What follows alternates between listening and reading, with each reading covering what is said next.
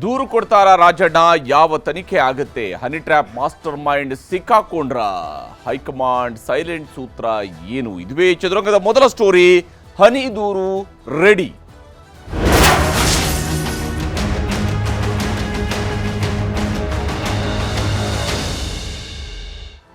Honey trap ಬಗ್ಗೆ ದೂರು ಕೊಡೋದಕ್ಕೆ ಕಡೆಗೂ ಮುಹೂರ್ತ ಫಿಕ್ಸ್ ಆದಂತೆ ಕಾಣ್ತಾ ಇದೆ. ಮೊನ್ನೆ ಶುಕ್ರವಾರದಂದು ಸದನದಲ್ಲಿ ನಿಂತುಕೊಂಡು ತನ್ನ ವಿರುದ್ಧ ಆರೋಪ ಬಂದಿದೆ, ತನ್ನ ಹೆಸರನ್ನ ಮೆನ್ಷನ್ ಮಾಡಿದ್ದಾರೆ, ತನ್ನನ್ನು ಹನಿ ಟ್ರ್ಯಾಪ್ ಮಾಡಲಾಗಿದೆ ಅನ್ನೋದನ್ನ ಹೇಳಿದ್ದಾರೆ ಯತ್ನಾಳ್ರು ಅಂತ ಹೇಳ್ತಾ ಅದಕ್ಕೆ ವಿವರಣೆಯನ್ನು ಕೊಟ್ಟಂತಹ KN ರಾಜಣ್ಣ ಅವರು ನ್ಯೂಸ್ 18 ಮೊದಲೇನೆ ಈ ವಿಚಾರದಲ್ಲಿ ಸುದ್ದಿಯನ್ನು ಪ್ರಸಾರ ಮಾಡಿತ್ತು. ಯಾವ ರೀತಿಯಲ್ಲಿ ತುಮಕೂರು ಭಾಗದ ಒಬ್ಬ ಪ್ರಭಾವಿ ಸಚಿವರನ್ನ ಹನಿ ಟ್ರ್ಯಾಪ್ ಮಾಡುವಂಥ ಯತ್ನ ನಡೆದಿತ್ತು ಅಂತೇಳಿ ಅದನ್ನು ದೃಢಪಡಿಸುವಂತಹ ಕೆಲಸವನ್ನು ಸದನ ಒಳಗಡೆ ಮಾಡಿದ್ರು KN ರಾಜಣ್ಣ. ಹೌದು, ನನ್ನ ಮೇಲೆ ಅಂಥದ್ದೊಂದು ಪ್ರಯತ್ನ ನಡೆದಿತ್ತು, ಅದರ ವಿರುದ್ಧ ನಾನು ದೂರು ಕೊಡ್ತೇನೆ, ನಾನು ನಾಳೆನೇ ಕೊಡ್ತೇನೆ ಅನ್ನುವಂತಹ ಧಾಟಿಯಲ್ಲಿ ಅವರು ಮಾತನಾಡಿದರು. ಶುಕ್ರವಾರ ಆಯಿತು, ಶನಿವಾರ ಆಯಿತು, ಭಾನುವಾರ, ಸೋಮವಾರ 4 ದಿವಸಗಳಿಂದ ಅವರು ದೂರು ಕೊಟ್ಟಿರಲಿಲ್ಲ. ಆದರೆ ಇವತ್ತು ಮಂಗಳವಾರದಂದು ದೂರು ಕೊಡೋದಕ್ಕೆ ಮುಂದಾಗಿದ್ದಾರೆ. ಹನಿ ಟ್ರ್ಯಾಪ್ ದೂರು ಕೊಡೋದಕ್ಕೆ ಈಗ ಮುಹೂರ್ತ ಫಿಕ್ಸ್ ಆಗಿದೆ. ದೂರು ಕೊಟ್ಟ ಮೇಲೆ ಮುಂದೇನು ಅನ್ನುವಂಥ ಪ್ರಶ್ನೆಯೂ ಕೂಡ ಅಷ್ಟೇ ದೊಡ್ಡದಿದೆ. ದೂರು ಕೊಟ್ಟ ಮೇಲೆ ಯಾವ ತನಿಖೆಯನ್ನು ಮಾಡುತ್ತೆ ರಾಜ್ಯ ಸರ್ಕಾರ ಅನ್ನುವಂಥದ್ದು ಬಹಳ ಮುಖ್ಯವಾಗಿರುವಂತಹ ಪ್ರಶ್ನೆ. ಯಾಕಂದರೆ ಹನಿ ಟ್ರ್ಯಾಪ್ ಮಾಡುವಂತಹ ಮಾಸ್ಟರ್ ಮೈಂಡ್ಗಳಿಗೆ ಲಗಾಮ ಹಾಕಲೇಬೇಕು ಅಂತ ಹೇಳಿದರೆ ಅದನ್ನು ಪೊಲೀಸರಿಗೆ ದೂರು ಕೊಡಬೇಕಾಗತ್ತೆ. ಯಾಕೆಂದರೆ ಇವರು ಕಾನೂನಿನ ತಜ್ಞರುಗಳಿದ್ದಾರೆ, ಕಾನೂನು ರಚನೆ ಮಾಡುವಂತಹ ಸ್ಥಾನದಲ್ಲಿರುವಂಥವ್ರು ಇದ್ದಾರೆ. ಇವ್ರಿಗೆ ಗೊತ್ತು ಎಲ್ಲಿ ದೂರು ಕೊಡಬೇಕು ಅಂತ ಹೇಳಿ. ಆ ದೂರನ್ನು ಅದೇ ಪ್ರಕಾರವಾಗಿ ಕೊಟ್ಟು ಈ ಹನಿ ಟ್ರ್ಯಾಪ್ನ ಮಾಸ್ಟರ್ ಮೈಂಡ್ಗೆ ಲಗಾಮ ಹಾಕುವಂಥ ಕೆಲಸವನ್ನು ಮಾಡ್ತಾರಾ ಅನ್ನುವಂತಹ ಪ್ರಶ್ನೆ ಮತ್ತು ಕುತೂಹಲ ಇದ್ದೇ ಇದೆ. KN ರಾಜಣ್ಣ ಅವರು ಇವತ್ತು ದೂರು ಕೊಡುವಂತಹ ನಿರ್ಧಾರಕ್ಕೆ ಬಂದಿದ್ದಾರೆ. ದೂರು ಕೊಡೋದಕ್ಕೂ ಮುಂಚಿತವಾಗಿ ಅವರೊಂದು ಮಾತನ್ನು ಹೇಳಿದ್ದಾರೆ. ನಾನು ಇವತ್ತು ನನಗೆ ಸಮಯ ಸಿಕ್ತು, ಸುದೀರ್ಘವಾಗಿ ಪತ್ರದಲ್ಲಿ ಬರೆದಿದ್ದೀನಿ, ಲೆಟ್ರಲ್ಲಿ ಬರೆದಿದ್ದೀನಿ, ಏನೇನಾಯಿತು, ಯಾರ್ಯಾರು ಬಂದರು, ಏನು ಕತೆ, ಇವೆಲ್ಲವೂ ಕೂಡ ನಾನು ಬರೆದಿದ್ದೀನಿ. ನನಗೆ ಬರೆಯೋದಕ್ಕೆ ಟೈಮ್ ಇರಲಿಲ್ಲ, ಹಾಗಾಗಿ ಕೊಟ್ಟಿರಲಿಲ್ಲ. ಇವತ್ತು ನನಗೆ ಟೈಮ್ ಸಿಕ್ಕಿದೆ ಅನ್ನುವಂಥ ಮಾತನ್ನು ಹೇಳ್ಕೊಂಡಿದ್ದಾರೆ. ರಾಜಣ್ಣ ಅವರು ಈ ದೂರಿನ ಬಗ್ಗೆ ಏನು ಹೇಳಿದ್ದಾರೆ ಅನ್ನೋದನ್ನು ನಿಮಗೆ ಮೊದಲಿಗೆ ತೋರಿಸ್ತೀನಿ. ನಾನು ದೂರು ಕೊಡೋದಕ್ಕೆ ತಯಾರಾಗಿ ದೂರೆಲ್ಲ ತಗೊಂಡಿದ್ದೆ. ಅವರು ಏನೋ ಒಂದು ಆಫೀಸಲ್ಲಿ ಇದ್ದು ದೂರನ್ನು 4:15ಗೆ ಮನೆಯಿಂದ ಬಂದ್ಬಿಡಿ, ಮನೆಯಲ್ಲಿ ದಾಖಲೆಗಳು ಅದು ಏನಾಯಿತು ನಮ್ಮದು ತಪ್ಪಿದೆ ಅಂತ ಅನಿಸುತ್ತೆ. ಜನರಲಿ ನಾವು ನಮ್ಮ ಎಲ್ಲ ಮನೆಗಳಲ್ಲೂ ಕೂಡ ಇದಿದೆ, ಅದು CCTVಗಳು. ಅದೇನು ಕಥೆನೋ ಈ ಗೌರ್ಮೆಂಟಲ್ಲಿ ತಗೊಂಡು ಯಾರು ಮನೆಗಳಿಗೆ CCTVಗಳು ಹಾಕಿಲ್ಲ. ಏನಕ್ಕೆ ಹಾಕಿಲ್ಲ ಗೊತ್ತಿಲ್ಲ. ನಾನು ಇದಾದ ಮೇಲೆ ಚೆಕ್ ಮಾಡಿದ್ದು. ಆಮೇಲೆ ಏನಪ್ಪ ಇದು ಅಂದ್ರೆ ಇಲ್ಲ ಸರ್, ಯಾರು ಮನೆಗಳಿಗೆ ಹಾಕಲ್ಲ ಸರ್. ಹೀಗೆ ರಾಜಣ್ಣ ಅವರು ತಾವು ದೂರು ಕೊಡುವಂತಹ ತೀರ್ಮಾನಕ್ಕೆ ಬಂದಿರುವುದಾಗಿ ಹೇಳಿದ್ದಾರೆ. ಇವತ್ತು ಅವರು ಪರಮೇಶ್ವರ್ ಅವ್ರನ್ನ ಟಿ ಬೇಗೂರಿನಲ್ಲಿರುವಂತಹ ಪರಮೇಶ್ವರ್ ಅವರ ಏನು ಶಿಕ್ಷಣ ಸಂಸ್ಥೆಯಲ್ಲಿ ಹೋಗಿ ಅಲ್ಲಿ ಸಿದ್ಧಾರ್ಥ ಇನ್ಸ್ಟಿಟ್ಯೂಟ್ನಲ್ಲಿ ಹೋಗಿ ಅಲ್ಲಿ ಭೇಟಿಯಾಗುವಂಥ ಪ್ರಯತ್ನವನ್ನು ಮಾಡಿದರು. ಆದರೆ ಅವರು ಇಲ್ಲೆಲ್ಲ ಕೊಡೋದು ಬೇಡ, ನೀವು ಮನೆಗೆ ಬನ್ನಿ, 4:15ಗೆ ಬನ್ನಿ, 4:15ಗೆ ಮನೆಯಲ್ಲೇ ದೂರು ಕೊಡಿ ಅಂತ ಹೇಳಿದ್ದಾರೆ. ಹಾಗಾಗಿ ಆ ಕ್ಲಾರಿಫಿಕೇಷನನ್ನು KN ರಾಜಣ್ಣ ಕೊಟ್ಟಿದ್ದಾರೆ. ಆದರೆ ದೂರು ಕೊಡ್ತಾರ ರಾಜಣ್ಣ? ಏನಿದೆ ಅವರ ಬಳಿಯಲ್ಲಿ ದೂರು ಕೊಡೋದಕ್ಕೆ ಅನ್ನುವಂಥದ್ದು ಭಾಳ ಮುಖ್ಯವಾಗಿರುವಂತಹ ಪ್ರಶ್ನೆ ಮತ್ತು ಕುತೂಹಲ. ಅದನ್ನು ನಿಮಗೆ ಹೇಳ್ತೀನಿ. ಹನಿ ಟ್ರ್ಯಾಪ್ ಬಗ್ಗೆ ಕಡೆಗೂ ಕೂಡ ದೂರು ಕೊಡೋದಕ್ಕೆ ರಾಜಣ್ಣ ಅವರು ಮುಂದಾಗಿದ್ದಾರೆ. KN ರಾಜಣ್ಣ ಅವರು ಕಡೆಗೂ ತನ್ನ ವಿರುದ್ಧ ನಡೆದಿರುವಂತಹ ಹನಿ ಟ್ರ್ಯಾಪ್ ಯತ್ನ ಪ್ರಕರಣಕ್ಕೆ ಸಂಬಂಧಿಸಿದಂತೆ ದೂರು ಕೊಡಬೇಕು ಅನ್ನೋಂಥ ತೀರ್ಮಾನಕ್ಕೆ ಬಂದಿದ್ದಾರೆ. ಬರೋಬ್ಬರಿ ವಾರದ ಬಳಿಕ ಈಗ ದೂರು ಕೊಡುವಂತಹ ಮುಹೂರ್ತವನ್ನು ಫಿಕ್ಸ್ ಮಾಡ್ಕೊಂಡಿದ್ದಾರೆ. ಈಗಾಗಲೇ ಏನು ಕಳೆದ ಶುಕ್ರವಾರದಿಂದ ಈ ಪ್ರಯತ್ನ ನಡೆದಿತ್ತು. ಈಗ 4 ದಿವಸಗಳ ನಂತರ ದೂರು ಕೊಡುವಂಥದ್ದಕ್ಕೆ ಮುಹೂರ್ತವನ್ನು ನಿಗದಿ ಮಾಡ್ಕೊಂಡಿದ್ದಾರೆ. ಗೃಹ ಸಚಿವ ಡಾಕ್ಟರ್ G. ಪರಮೇಶ್ವರ್ ಭೇಟಿಯಾಗಿದ್ದಾರೆ KN ರಾಜಣ್ಣ. ಆದರೆ ಈ ಘಟನೆ ನಡೆದು ಹಲವು ದಿವಸಗಳಾಗಿದ್ದಾವೆ. ಈ ಸುದ್ದಿಯನ್ನು ನಾವು ಪ್ರಸಾರ ಮಾಡಿದರೆ 1 ವಾರ ಆಯಿತು. ಇದಾದ ನಂತರ ಈಗ ದೂರು ಕೊಡೋದಕ್ಕೆ ಮುಂದಾಗಿದ್ದಾರೆ. ಬೆಂಗಳೂರಿನ ಟಿ ಬೇಗೂರು ಬಳಿಯಲ್ಲಿರುವಂತಹ ನೆಲಮಂಗಲ ಸಮೀಪದ ಟಿ ಬೇಗೂರು ಬಳಿಯಲ್ಲಿರುವಂತಹ ಸಿದ್ಧಾರ್ಥ ಮೆಡಿಕಲ್ ಕಾಲೇಜಿನಲ್ಲಿ ಪರಮೇಶ್ವರ್ ಅವರನ್ನ ಭೇಟಿಯಾದರು. ಅವ್ರ ಜೊತೆಗೆ ಚರ್ಚೆಯನ್ನು ನಡೆಸಿದ್ದಾರೆ. ದೂರು ಕೊಡುವಂತಹ ತೀರ್ಮಾನದ ಬಗ್ಗೆ ಹೇಳಿದ್ದಾರೆ. ಸಂಜೆ ಬೆಂಗಳೂರಿನ ಮನೆಗೆ ಬನ್ನಿ ಅಂತ ಹೇಳ್ಕೊಂಡು ಪರಮೇಶ್ವರ್ ಅವರು ಹೇಳಿ ಕಳಿಸಿದ್ದಾರೆ ರಾಜಣ್ಣ ಅವರಿಗೆ. ಯಾಕಂದರೆ ನನ್ನ ಶಿಕ್ಷಣ ಸಂಸ್ಥೆಯಲ್ಲಿದ್ದೀನಿ, ಇಲ್ಲಿ ಬೇಡ ನೀವು ದೂರು ಕೊಡುವಂಥದ್ದು, ಅಲ್ಲಿಗೆ ಬನ್ನಿ ಅಂತ ಹೇಳಿ, ಮನೆಗೆ ಬನ್ನಿ ಅಂತೇಳಿ ಸಂಜೆ ಹೋಗಿ ದೂರು ಕೊಡ್ತೇನೆ ಅಂತ ಹೇಳ್ಕೊಂಡು KN ರಾಜಣ್ಣ ಹೇಳ್ಕೊಂಡಿದ್ದಾರೆ. ಸಂಜೆ 4:15ಗೆ ಬರಕ್ಕೆ ಹೇಳಿದ್ದಾರೆ. ಹಾಗಾಗಿ 4:15ಗೆ ಅವರ ಮನೆಗೆ ಹೋಗ್ತೀನಿ, ಅಲ್ಲಿ ದೂರು ಕೊಡ್ತೀನಿ ಅನ್ನುವಂಥ ತೀರ್ಮಾನವನ್ನು KN ರಾಜಣ್ಣ ಅವರು ಹೇಳ್ಕೊಂಡಿದ್ದಾರೆ. ಯಾವ ತನಿಖೆ ಆಗಬೇಕು ಅನ್ನುವಂಥದ್ದು ಸರ್ಕಾರಕ್ಕೆ ಬಿಟ್ಟದ್ದು. ತನ್ನ ಈ ವಿಚಾರಕ್ಕೆ ಸಂಬಂಧಪಟ್ಟಂತೆ ಹನಿ ಟ್ರ್ಯಾಪ್ಗೆ ಸಂಬಂಧಪಟ್ಟಂತೆ ಯಾವ ಸ್ವರೂಪದ ತನಿಖೆ ಆಗಬೇಕು ಅನ್ನೋದು ಸರ್ಕಾರಕ್ಕೆ ಬಿಟ್ಟಿದ್ದು ಅನ್ನುವಂಥ ಮಾತನ್ನು ಹೇಳಿದ್ದಾರೆ. ಅವರು ಸರ್ಕಾರದ ಭಾಗನೇ KN ರಾಜಣ್ಣ ಅವರು. ಆದರೆ ಅವ್ರು ಹೇಳ್ತಿದ್ದಾರೆ ಸರ್ಕಾರಕ್ಕೆ ಬಿಟ್ಟಿರುವಂಥ ವಿಚಾರ ಇದು, ಅಥವಾ ಗೃಹ ಇಲಾಖೆಗೆ ಬಿಟ್ಟಿರುವಂಥ ವಿಚಾರ, ಪೊಲೀಸರಿಗೆ ಬಿಟ್ಟಿರುವಂಥ ವಿಚಾರ ಅನ್ನುವಂತಹ ಧಾಟಿಯಲ್ಲಿ, ಅಥವಾ ಪರಮೇಶ್ವರ್ ಅವರಿಗೆ ಬಿಟ್ಟಿರುವ ಅನ್ನುವಂಥ ಧಾಟಿಯಲ್ಲಿ ಮಾತನಾಡಿದ್ದಾರೆ. ಇಲ್ಲಿ ರಾಜಣ್ಣ ಅವರು ದೂರು ಕೊಡೋದಕ್ಕೆ ಹೊರಟಾಗಿ ಏನು ಹೇಳಿದರು ಅನ್ನೋದನ್ನು ನಿಮಗೆ ತೋರಿಸ್ತೀನಿ. ಎಲ್ಲಾದರೂ ಜಡ್ಜಸ್ ಬಗ್ಗೆ ಹೇಳಿದ್ದೀರಾ? ಜಡ್ಜಸ್ ಬಗ್ಗೆ ನಾನು ಏನೂ ಹೇಳಿಲ್ಲ. ನಾನು ರಾಜಕಾರಣಿಗಳು ಈ ಪಾರ್ಟಿಲಿರೋರು ಆ ಪಾರ್ಟಿಲಿರೋರು ಎಲ್ಲರ ಮೇಲೂ ಕೂಡ ಈ ರೀತಿ ಕಳಂಕ ತರುವಂಥ ಪ್ರಯತ್ನಗಳೆಲ್ಲ ಆಯಾ ಪಾರ್ಟಿಗಳಲ್ಲಿ ಅವರವ್ರ ವಿರೋಧಿಗಳೆಲ್ಲ ಮಾಡ್ತಿದ್ದಾರೆ ಅಂತ ಹೇಳಿದ್ದೇನೆ ಹೊರತು ಇದರಲ್ಲಿ ನ್ಯಾಯಾಧೀಶಗಳಿದ್ದಾರೆ ಇನ್ನೊಬ್ರಿದ್ದಾರೆ ಅಂತಕ್ಕಂಥದ್ದು ನನ್ನಿಂದ ಬಂದಿಲ್ಲ. ಯಾರ್ಯಾರು ರಾಜಕೀಯ ನಾಯಕರಿರ್ತಾರೆ ಅವರನ್ನು ಮಣಿಸ್ಬೇಕು ಅಂತೇಳಿ ಅವ್ರ ವಿರೋಧಿಗಳು ಕೆಲವು ಜನ ಇದನ್ನು ಮಾಡ್ತಾ ಇದ್ದಾರೆ. ಇದೇನು ಹೊಸದೇನಲ್ವಲ್ಲ ಇದು. ಇವತ್ತು ಗೃಹ ಸಚಿವರಿಗೆ ಪತ್ರ ಕೊಡಲಿಕ್ಕೆ, ದೂರನ್ನು ಕೊಡಲಿಕ್ಕೆ ರೆಡಿ ಮಾಡಿದ್ದೀನಿ. ಬೆಳಗ್ಗೆಯಿಂದ ಕೂತ್ಕೊಂಡು ನಾನೇ ಬರೆದಿದ್ದೇನೆ. ಗೃಹ ಸಚಿವರು ಎಲ್ಲಿದ್ದಾರೆ ಅಲ್ಲಿಗೆ ಹೋಗಿ ಖುದ್ದಾಗಿ ದೂರನ್ನು ಇವತ್ತು ನೀಡ್ತೀನಿ. ರಾಜಣ್ಣವರಿಗೆ ಇವತ್ತು ಬೆಳಗ್ಗೆ ಸಮಯ ಸಿಕ್ಕಿದೆ, ಹೀಗಾಗಿ 3 ಪುಟಗಳ ದೂರನ್ನು ಬರೆದಿದ್ದಾರೆ ಅಥವಾ ಬರೆಸಿದ್ದಾರೆ. ರಾಜಣ್ಣ ಅವರ 3 ಪುಟಗಳಲ್ಲಿ ಏನಿದೆ ಹನಿ ಕಹಾನಿ ಅನ್ನೋಂಥ ನೋಡ್ತಾ ಹೋದಾಗ ಹನಿ ಟ್ರ್ಯಾಪ್ ಬಗ್ಗೆ ವಿವರವಾದಂತಹ 3 ಪುಟಗಳ ಕಥೆಯನ್ನು ಬರೆದಿದ್ದಾರೆ. ಏನೇನು ಆಗಿದೆ, ಯಾವ ಸಂದರ್ಭದಲ್ಲಿ ಬಂದಿದ್ದಾರೆ, ಯಾರು ಸಂಪರ್ಕಿಸಿದ್ದಾರೆ ತಮ್ಮನ್ನು, ಯಾರ ಮೂಲಕ ಬಂದಿದ್ದಾರೆ, ಅವ್ರು ಬಂದಂಥವ್ರು ಯಾರಿದ್ರು, ಈ ವಿಚಾರಗಳಿಗೆ ತನಗೆ ಗೊತ್ತಿರುವಂತಹ ಮಾಹಿತಿಯನ್ನು ಬರೆದಿದ್ದಾರೆ. 3 ಪುಟಗಳ ದೂರನ್ನು ಸಿದ್ಧ ಮಾಡಿಕೊಂಡಿದ್ದಾರೆ. ಈಗ KN ರಾಜಣ್ಣ ಸಹಕಾರ ಸಚಿವರಿಂದ 3 ಪುಟಗಳ ದೂರು ತಯಾರಾಗಿದೆ. ಏನೆಲ್ಲ ನಡೀತು, ಯಾವಾಗ ನಡೀತು, ಅಂದರೆ ಯಾರು ತಮ್ಮನ್ನು ಅಪ್ರೋಚ್ ಮಾಡಿದ್ರು, ಯಾವಾಗ ಮಾಡಿದ್ರು, ಏನೆಲ್ಲ ನಡೀತು, ಯಾವಾಗ ನಡೀತು, ಅಧಿವೇಶನದಲ್ಲಿ ತಾನು ಹೇಳಿದ್ದೇನು, ಸದನದ ಒಳಗಡೆ ತಾನು ಮಾತನಾಡಿರುವಂತಹ ಅಂಶಗಳು ಏನೇನಿದ್ವು, ವಿಶೇಷವಾಗಿ ಹನಿ ಟ್ರ್ಯಾಪ್ ಹೆಂಗೆ ನಡೆಯುತ್ತೆ ಅನ್ನೋದ್ರ ಬಗ್ಗೆ ತಾನು ಕೊಟ್ಟಂತಹ ವಿವರಣೆಗೆ ಸಂಬಂಧಪಟ್ಟಂಥದ್ದು. ದೂರು ಕೊಡೋದಕ್ಕೆ ವಿಳಂಬ ಆಗಿದ್ದು ಯಾಕೆ, ಯಾವ ಕಾರಣಕ್ಕಾಗಿ ತಾನು ತಡವಾಗಿ ಇದನ್ನು ತಮ್ಮ ಗಮನಕ್ಕೆ ತರ್ತಾ ಇದ್ದೇನೆ, ತಡವಾಗಿ ಇದನ್ನು ತಮಗೆ ದೂರನ್ನು ದಾಖಲಿಸ್ತಾ ಇದ್ದೀನಿ ಅನ್ನುವಂಥದ್ದನ್ನು ಕೂಡ, ದಾಖಲೆಗಳು ಸಾಕ್ಷಿಗಳ ಸಂಗ್ರಹಕ್ಕೆ ಪ್ರಯತ್ನಗಳು ನಡೆದಿದ್ದಾವೆ ಅನ್ನುವಂಥ ಅಂಶವನ್ನು ಕೂಡ ಇಲ್ಲಿ ಅವರು ಉಲ್ಲೇಖ ಮಾಡ್ತಾ ಇದ್ದಾರೆ.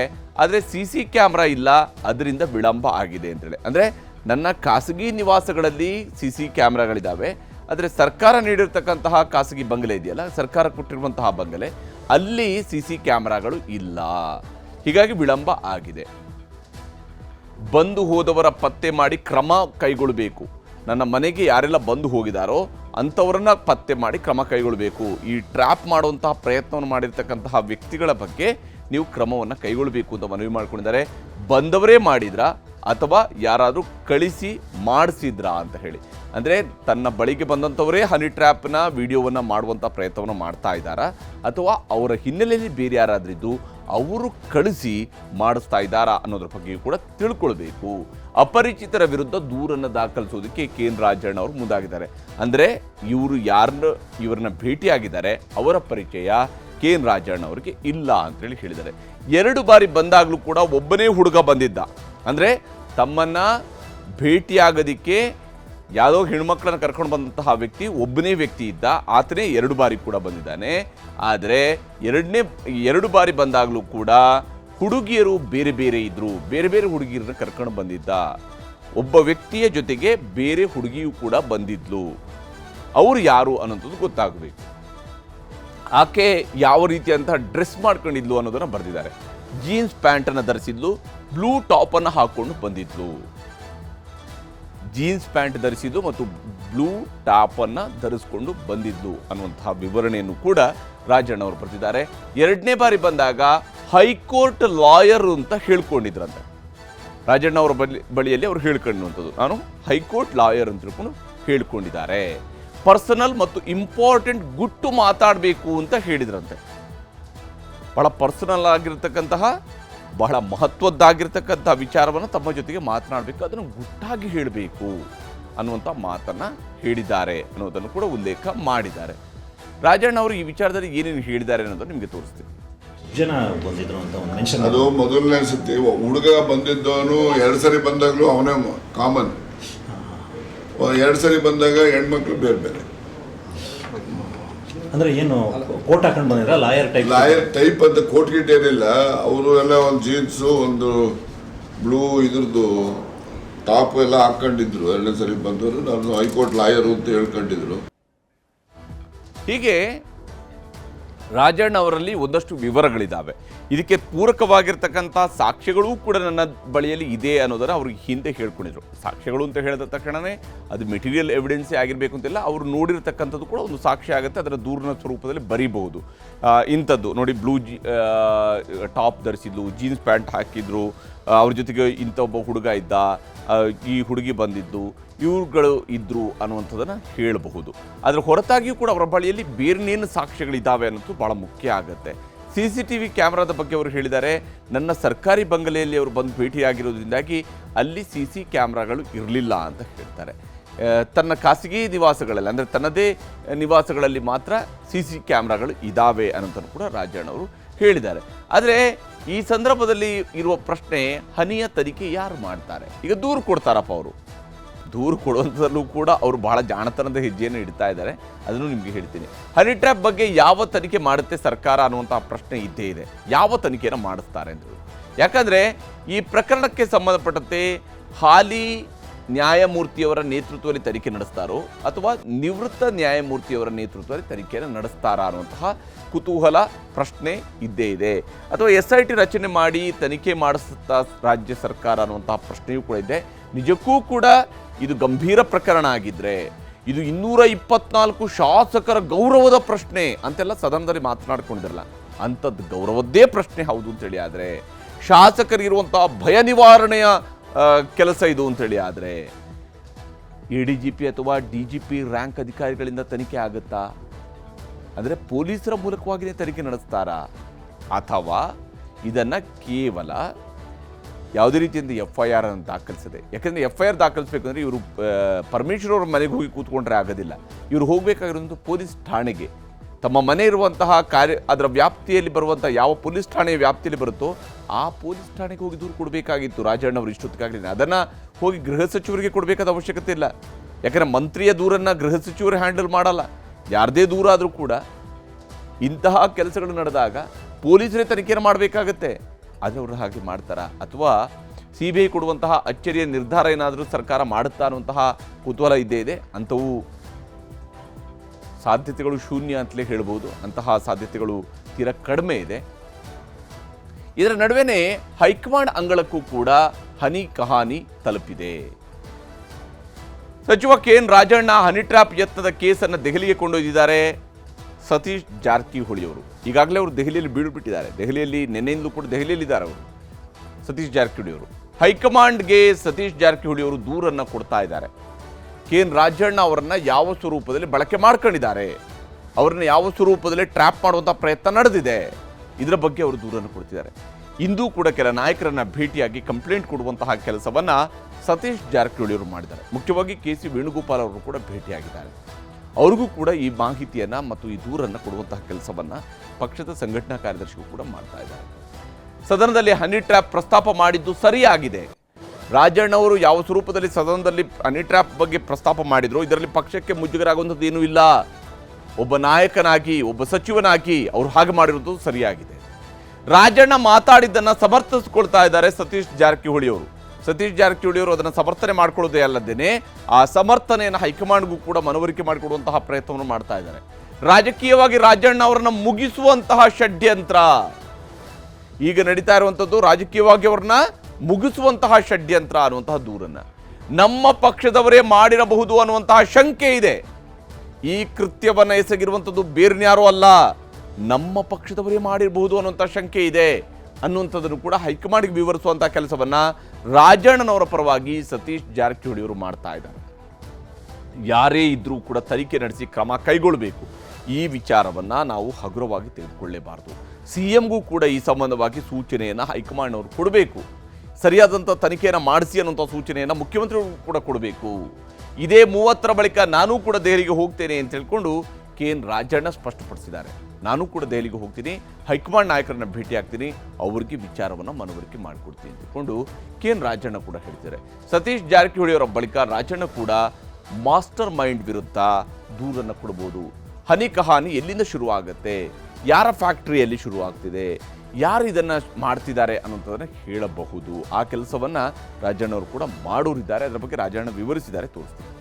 ಎಲ್ಲಿಗೆ ಹೋಗ್ತೀರಾ ಸರ್ ನೀವೇನಾದ್ರು? ಎಲ್ಲಿ ಹೋಗ್ತೀನಿ, ಯಾವತ್ತು ಸರ್? 30ನೇ ತಾರೀಕು ಕಳಿಬೇಕು. ನನಗೇನಾಗಿದೆ, ನಾವು ಈ ಬ್ಯಾಂಕ್ಸು ಇವೆಲ್ಲ ಕಟ್ಕೊಂಡಿರೋದ್ರಿಂದ ಬ್ಯಾಂಕ್ಗಳಲ್ಲಿ ಮಾರ್ಚ್ 30th ಇಂಪಾರ್ಟೆಂಟ್ ಇರ್ತದೆ. ಅದಕ್ಕೋಸ್ಕರ ಎಲ್ಲೂ ಹೋಗೋಕ್ಕಾಗೋದಿಲ್ಲ.